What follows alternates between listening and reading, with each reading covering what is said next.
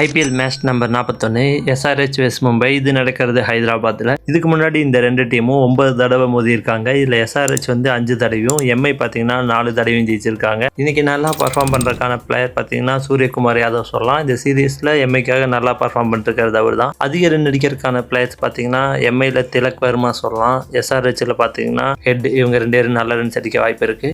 அதிக விக்கெட் எடுக்கிறதுக்கான வாய்ப்பு பார்த்தீங்கன்னா ட்ரெண்ட் போல்ட் எம்ஐலையும், பேட் கமின்ஸ் பார்த்தீங்கன்னா எஸ்ஆர்ஹெச்லையும். இந்த பிச்சை பொறுத்த அளவுக்கு ஃபாஸ்ட் பவுலிங் அதிக விக்கெட் எடுக்கிறதுக்கான வாய்ப்பு இருக்கு. ஹைதராபாத் கிரவுண்டே பார்த்தீங்கன்னா ரன் ஸ்கோரிங் பிச்சு தான். ஸோ மினிமம் 200 ரன் வரக்கான வாய்ப்புகள் இருக்கு. வின்னிங் பர்சன்டேஜ் பார்த்தீங்கன்னா எம்ஐக்கு 70% சொல்லலாம், எஸ்ஆர்ஹெச்சுக்கு 30% சொல்லலாம். என்னதான் எஸ்ஆர்ஹெச்சுக்கு நல்ல பேட்ஸ்மேன் பவுலிங் ரெண்டுமே இருந்தாலும் டீமாக அவங்களால நல்லா பர்ஃபார்ம் பண்ண முடியல.